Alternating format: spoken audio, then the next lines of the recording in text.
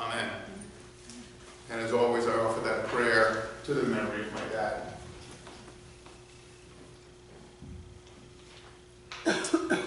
Uh-oh. Now what? I'm sure a lot of us at one time or another have faced this type of situation that Herod found himself in today's lesson. Herod was caught between a rock and a hard place. He had painted himself into a corner. His stepdaughter had called his bluff. And Herod had no one to blame but himself. If Herod were alive today, we would say that he is suffering from low self-esteem. Now, I talk about the development of self-esteem when I teach the co-parenting class over here in the circuit court in Bel Air. Most of the circuit courts in Bel Air, most of the circuit courts around Maryland, order divorcing parents to 6 hours worth of co-parenting classes to get them better acquainted as to how they're going to handle their children and really how to work with their children as now separated families. And they usually bring me in to tell them how much I'm going to cost them to litigate their case rather than have them settle it amicably. Sometimes they listen. But I tell them, and I think that we've talked about this before, that their kids are going to learn how to tie their shoes whether you teach them or not. Your kids are going to learn how to use a knife and a fork, no matter whether you teach them or not. Their kids are going to learn to make their beds, well, okay, maybe not their beds. But I say to them, imagine that these activities really form the outline of a person. But it's not filling them up to be a person. That's where parenting comes in. And again, likewise, like I've told you before, we have to tell our kids a million times a day that we love them because you never know when they're listening. Likewise, it's incredibly important for us as parents to tell our kids that they're okay, that they're good kids. That's what starts to fill them up. That's the start of becoming a whole person. Kids can learn almost anything by themselves except that they're good kids. That's the job of parents, to create that foundation that leads to positive self-esteem. Obviously, Herod's parents never did this for him. Now, Herod is not an evil person. I mean, he's not a terribly nice guy. But Herod is weak.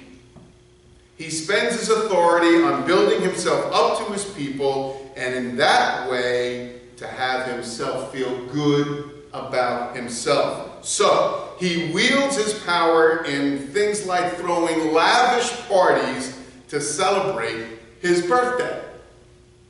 And I'm sure that Herod's wife Herodias was involved in the planning. Now, Herod and Herodias' relationship had a big part to play in Herod's decision-making. The scriptures tell us that Herodias was previously married to Herod's brother, Philip. That's bad enough. But what the scriptures don't tell us is that Herodias was also the daughter of a half-brother of Herod.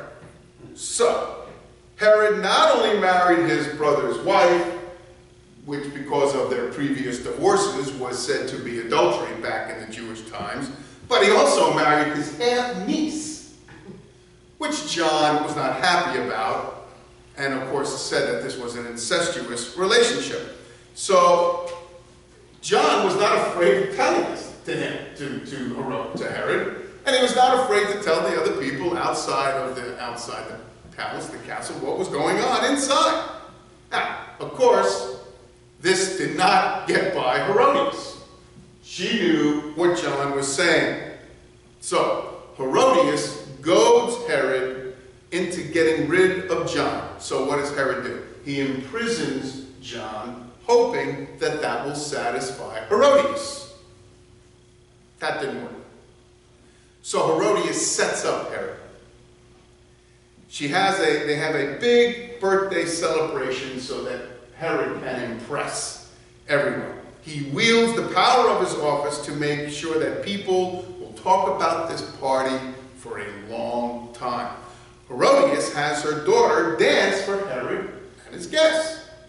And she is so good, and Herod is such an egomaniac that he tells her she can have anything she wants, even half his kingdom, which in and of itself is curious because Herod had no power to give away his kingdom. His power came from Rome. So maybe he's giving himself a little wiggle room, or maybe he's trying to say, well, you know, I'm going to do it, but I don't really mean it, you know, I'm just going to be.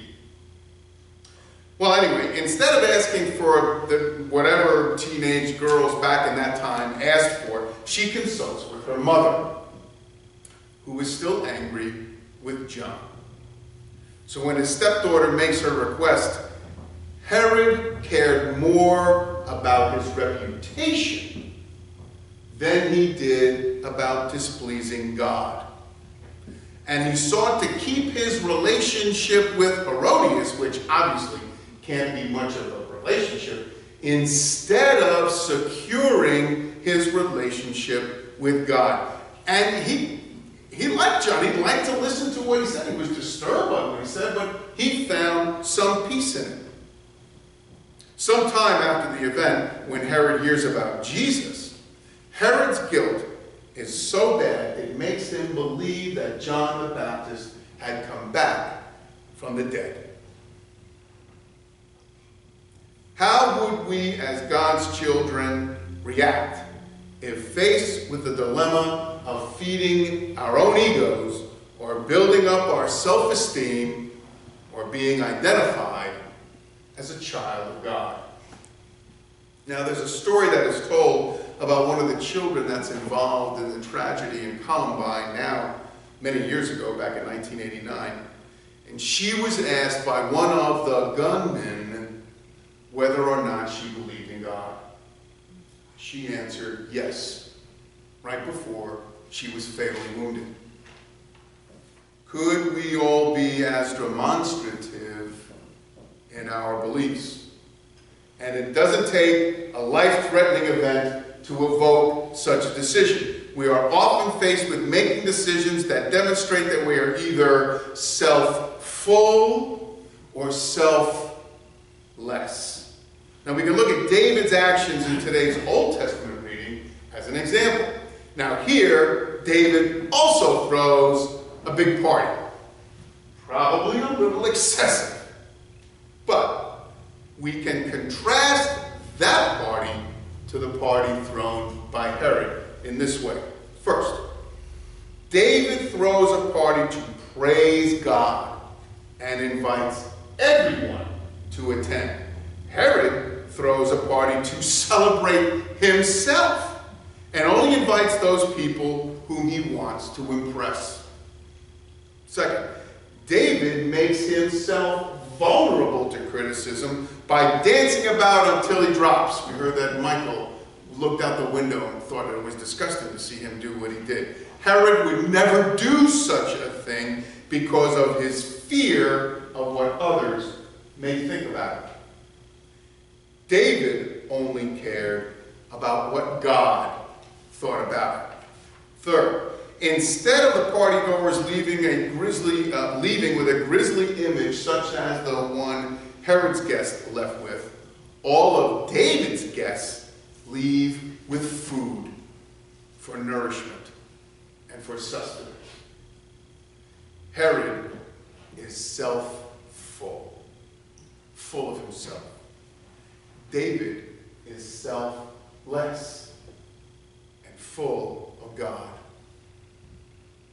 And so today, this is not about mission projects. This is not about community needs. This is not about global aspirations.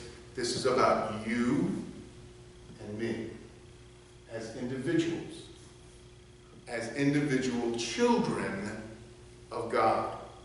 This is about the situations and events in which we find ourselves that are a result of the decisions that we make.